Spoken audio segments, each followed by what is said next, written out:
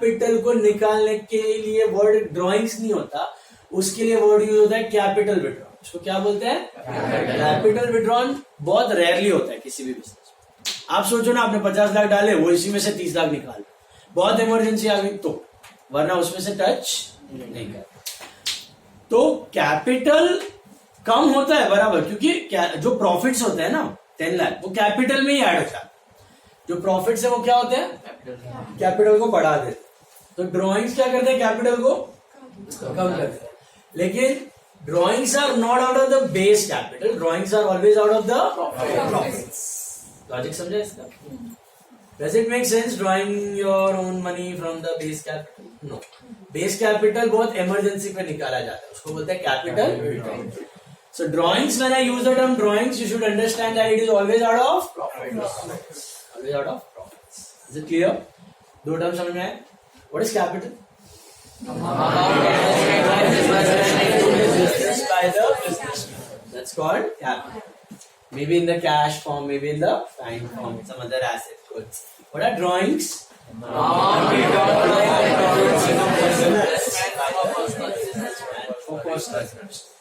Maybe in the form of cash, goods, assets, whatever, but generally out of profits. Generally out of. So business में losses થઈ ગયા, profit થયા જ नहीं, तो drawings मत करो, लोनावला मत जाओ, थोड़ा कम में चलाओ। कर सकता है बिजनेस फिर, लेकिन फिर इन लॉस के केस में वो कैपिटल ही निकालेगा, that will be called as capital, उसके पास चॉइस नहीं। ओके, ऐसा सीन है। एंड ड्रॉइंग्स क्या इनिशियल स्टेज पे होने जरूरी है कि 6 महीने बाद, 10 महीने बाद, 2 साल बाद, 5 साल बाद कुछ भी निकाला, that is all called as drawings. एक साथ इनिशियली निकाला वही ड्रॉइंग्स है, सब कुछ भी निकाला दैट इज ड्रॉइंग्स। कुछ भी निकाला, कभी भी लेके गया owner, any time he takes away anything from the business, that is called as drawings. बड़े दो चीज पक्का? Any doubts? बड़े third is called debtor, and then you have creditor, right? So let's understand this. You know how the chain of business works, trading? You start with a manufacturer. You know who is a manufacturer? Manufactures the goods. Yeah. Manufacturer से माल किसको जाता है? हाँ, you know this, right? Wholesaler. Wholesaler को क्या कहा जाता है और नाम? Distributor. Heard about this term? Wholesaler या फिर डिस्ट्रीब्यूटर। ये किसको बेचता है? Retailer. This goes to retailer.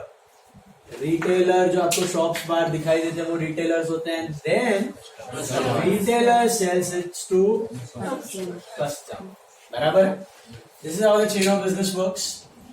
Jethalal Gada ने 50 लाख रुपए सेटअप किए, डाले बिजनेस में, पूरा सेट किया, प्रॉपर्टी वॉपर्टी, ऑफिस इंटीरियर, एसी वेसी, फर्नीचर, एवरीथिंग सेट। अभी उसको बिजनेस करना है, पूरे साल उसको क्या करना है? बिजनेस। मतलब क्या? ये क्या करेगा फुल ईयर में? Buying and selling of what? Electronics goods. Electronics buy करेगा और सेल करेगा, बराबर है? साइकिल कहां से शुरू हुई? मैन्युफैक्चरर से होलसेलर, डिस्ट्रीब्यूटर।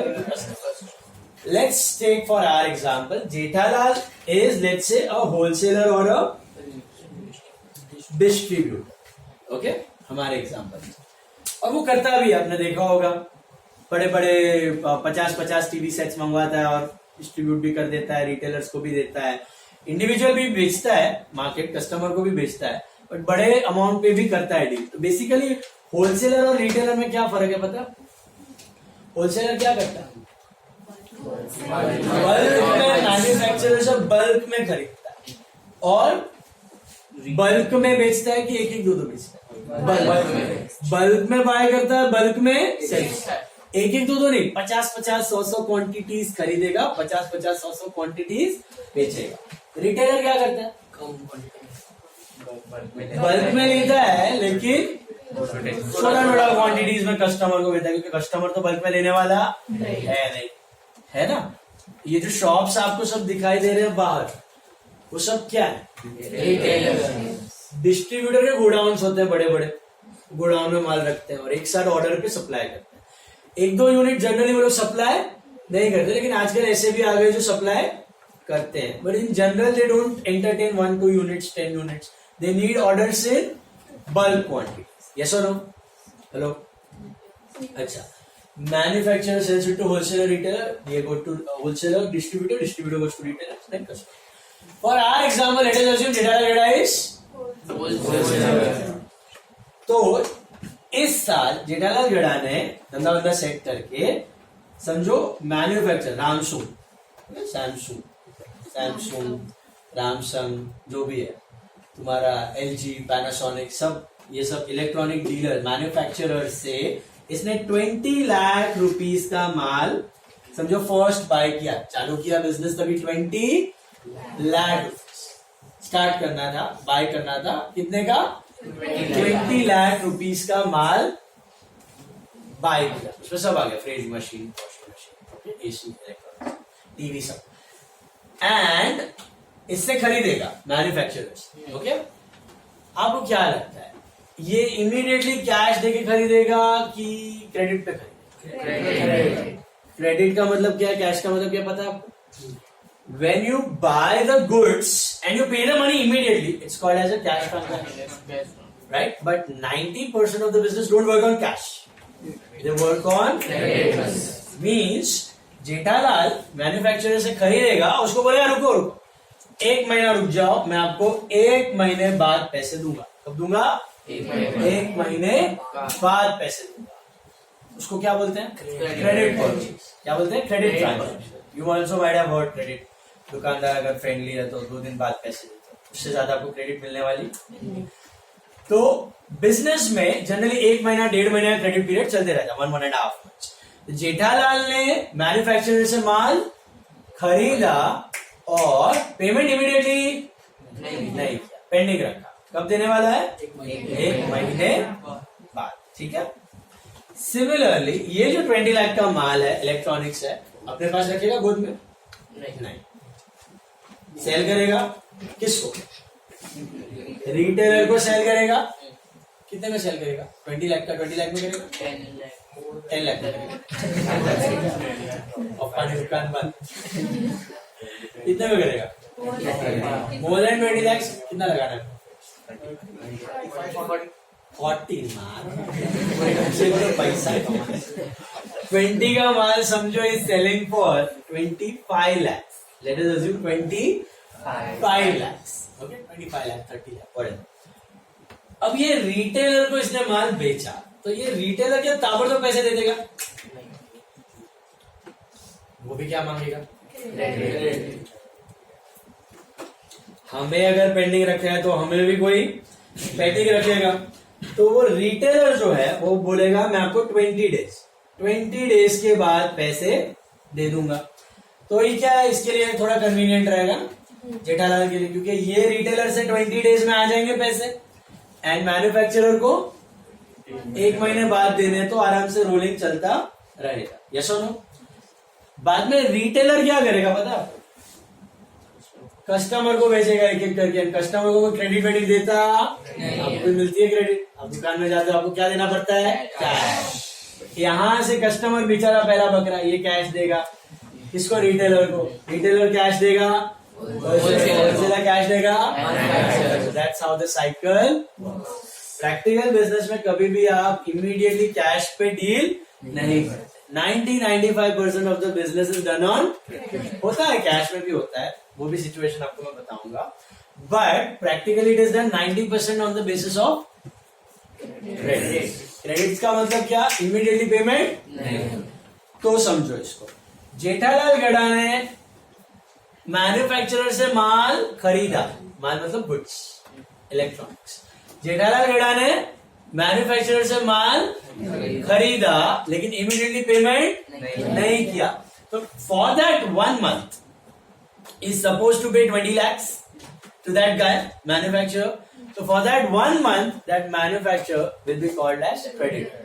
So creditor कौन होता है? The person to whom we owe money. The person to whom the business owes money.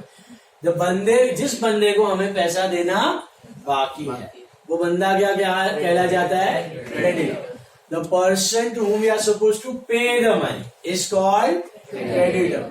मुझे बताओ, अगर जेठालाल ने कैश में खरीदा होता तो क्या ये क्रेडिटर होता? क्रेडिटर नहीं होता, कुछ नहीं होता. डेटर भी नहीं होता, क्रेडिटर कुछ भी नहीं होता. पैसा दिया ना पर दे दिया इसलिए तो डेटर नहीं. सो पैसा दे दिया तो वो कोई भी बंदा नहीं है, ना डेटर ना. अगर पैसा देना पेंडिंग है तो वो क्रेडिटर. ओके, पैसा देना पेंडिंग है तो वो क्रेडिटर. अच्छा, क्रेडिटर सिर्फ गुड्स के वजह से होने जरूरी नहीं है.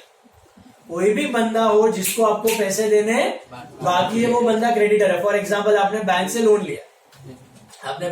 लिया, बिजनेस के लिए लोन लिया, आपको बैंक को पैसा देना बाकी है तो बैंक लोन जो बैंक है वो आपका क्या बन जाएगा? वो भी क्रेडिटर. अगर नटू काका बागा उनको सैलरी देनी है, आपने 2-3 महीने से सैलरी नहीं दी है, सैलरी का पैसा देना बाकी है, वो भी आपके बन जाएंगे क्रेडिटर ही कहले जाएंगे. जिस बंदे को आपको पैसा देना बाकी है that person will be called as creditor. आप 3-4 फ्रेंड्स पिक्चर देखने गए, एक ने सबकी टिकट्स निकाली, 3 लोगों को उसको पैसे देने बाकी है तो वो बंदा तीनों का बन जाएगा क्रेडिटर. समझ में आ रहा है? So creditor is a person to whom we are suppose to pay the money, to whom we owe money, to whom we are suppose to pay the money. That person is called as creditor. Can be for any damn reason. Can be for loan, can be for expenses, can be for goods. But in general business, when we talk about the term creditor, we mean it is creditor for goods. क्योंकि 90-95% business में creditor कौन से होते हैं? Goods. अगर मैं आपको बोलूं मेरे बिजनेस में 2 लाख के क्रेडिटर है, मेरे बिजनेस में 5 लाख के क्रेडिटर है, तो I am talking about which creditor? Goods. Business में जनरली कौन से क्रेडिटर होते हैं? गुड्स के creditor. Is this part clear? आप इन जनरल जब क्रेडिटर वर्ड यूज करोगे तो किसके लिए करते हो? गुड्स. माल खरीदा, पैसा देना बाकी. लोन का भी क्रेडिटर हो सकता है, एक्सपेंस का भी हो सकता है, वो बहुत रेयर चीज. In general we use this term for goods का. बात समझ में आई? Who is a creditor? The person who we are supposed to pay the money. Why? In general, why? For goods. Because we have bought goods on cash or on credit. Credit. What if you buy for cash? Not a creditor. No. अच्छा, what if we have paid the money? 1 महीना हो गया, चुका दिया. Then चुकाने के बाद he still a creditor? No. Only the moment we are supposed to pay him is called a creditor. Is this part clear? On the other hand, that Jethalal has sold goods to the retailer and retailer से पैसा लेना बाकी है, after 20 days लेना बाकी है, and the retailer will be called as debtor. This guy will become a debtor and this guy will become a creditor. Who is a debtor? Debtor का meaning क्या है? The person from whom we are supposed to receive the money. The person from whom we are supposed to receive the money, that guy is called as debtor. मुझे बात बताओ, अगर उसने cash दे दिया होता ताबड़तोड़ फटाफट, तो is he still a debtor? No. पैसा देने के बाद ही is a debtor? पैसा चुका दिया, 20 दिन हो गए, चुका दिया, फिर भी डेटर है? No. For those 20 days, till the time he is not paying us, he'll become our debtor. Debtor are the people from whom we are supposed to receive. Creditor are the people from whom we are supposed to pay. Are debtor and creditor only for goods? No. Loan के भी हो सकते हैं. आपने किसी को loan दिया, आपको पैसा लेना बाकी है, वो भी क्या हुआ? डेटर. आपने किसी को सर्विस दी है, काम कर दिया है, पैसा लेना बाकी है, वो भी कौन हुआ? Debtor. Is it clear? Receivables या डेटर्स कहते हैं उसको. तो डेटर्स का मतलब from whom we are supposed to receive the money. Creditors means whom we are supposed to pay the money. Generally they are considered for goods. Maybe for other reasons also. Understood this? All of you? हाँ जी. For manufacturer and wholesaler, the wholesaler will become a debtor. Exactly. I was going to come to that point on. For this manufacturer, for this, हमारे लिए manufacturer कौन है? Creditor. तो हम कौन हुए उसके? Absolutely right. और हमारे लिए फॉर जेठालाल गडास बिजनेस, हमारे लिए डेटर, रिटेलर कौन है? तो इसके लिए हम कौन हुए? This is how it works, cycle continuous. अगर वो 3 फ्रेंड्स हैं, 4 जन में एक जन ने पिक्चर की टिकट निकाली है, तो वो एक बंदा तीनों का क्या हुआ? क्रेडिटर। और वो तीनों उस बंदे के क्या हुआ? अगर आप किसी के क्रेडिटर हो तो वो आपका अगर आप किसी के डेटर हो तो वो आपका क्रेडिटर। तो हमें हमारे बिजनेस के पॉइंट ऑफ व्यू से सोचना है।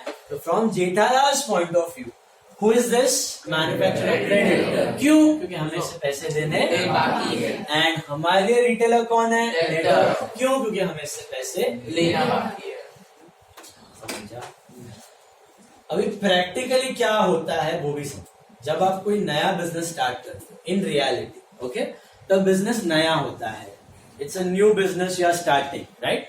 इन the real situation, real world situation, what happens, I tell you. नया बिजनेस चालू कर रहे हो तो आपको कोई जान रहा है? आप क्या फेमस हो?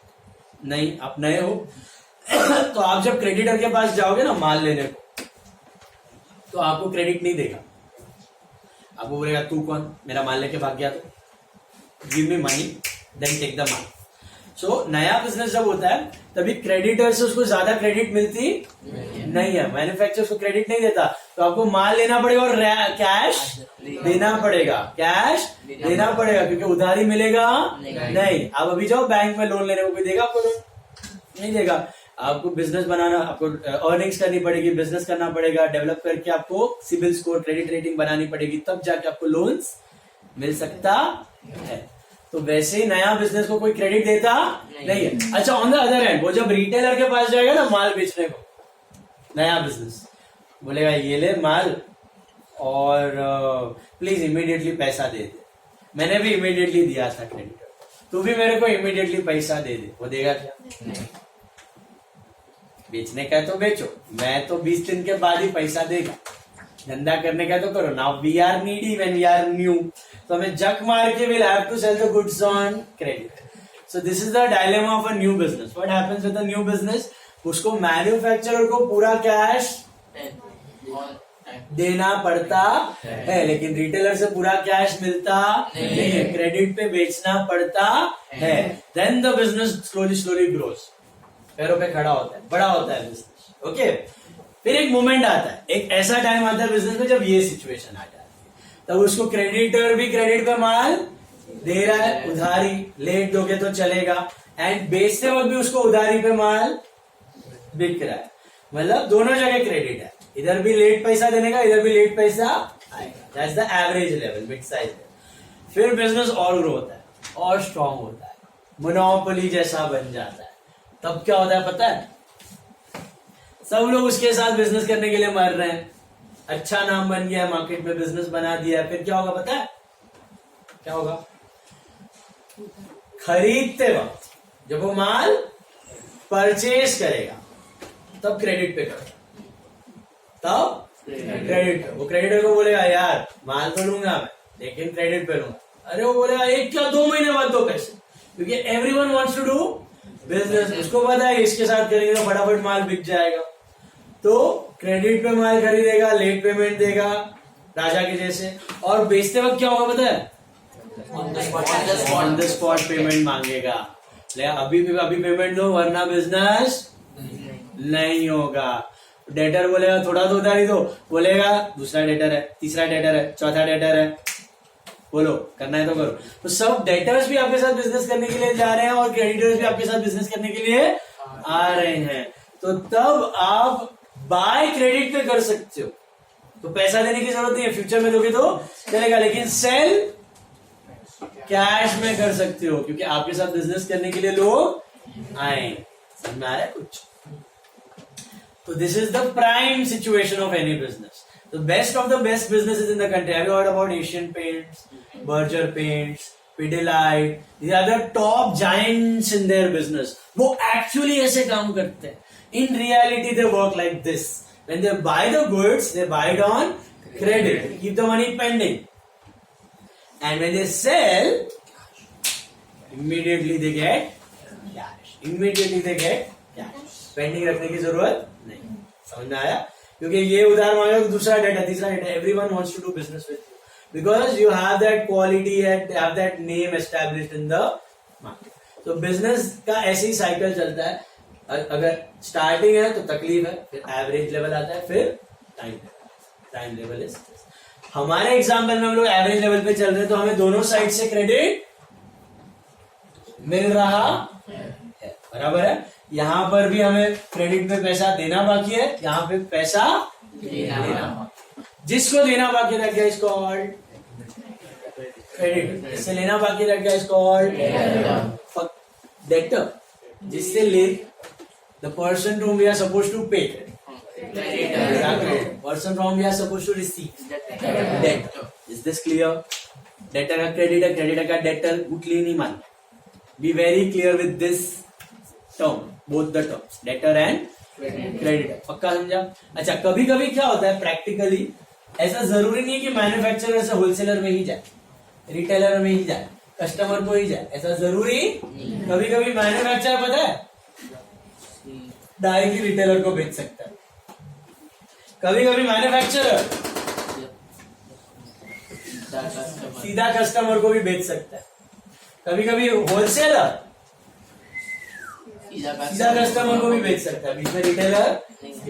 It is happening in the present day due to internet and all. Directly आप काफी जगह पे मैन्युफैक्चरर से भी खरीद सकते हो, रिटेलर से भी, आई मीन डिस्ट्रीब्यूटर से भी खरीद सकते हो. Have you heard about this thing ऑप्टीवॉर? वेबसाइट सुना है? ऑप्टीवॉर दिल्ली की वेबसाइट है. दे आर इनटू फ्रेम्स, चश्मे का frames. You know this frames कितने के आते हैं? आप दुकान में कितने के खरीदते हो? जब फ्रेम का शॉप पकड़ा गया. कितने के आते हैं शॉप्स में आपके frame? 500,000, 600, 500,000, 2,000, 1,500. You know what is the costing of this frame? China से आता है. Sorry. What is the cost price of this frame? You know, any frame, अच्छे से अच्छा फ्रेम आप जो पहन रहे हो, इसका एवरेज कॉस्ट प्राइस कितना होता है? 50 to 100. इसको मारना होता. It's business. Okay. So the cost price is just 50 to 100 रुपये. जो चाइना से आते हैं इसका कॉस्टिंग इज जस्ट 50 to 100. अच्छे से अच्छा जो आपको 2,500 में भी चिपका है, प्राइड लेके चलो, oh my 3,000 रुपीज का. ओके, सबका कॉस्टिंग इज 50 to 100 रुपीज. लेकिन उसमें मार्जिन लग के प्रॉफिट लग के आपको कितने में चिपकाया गया है? 1,500, 2,000, 2,500, 3,000, 5,000, 10,000 also. Okay, so that is the thing. So ये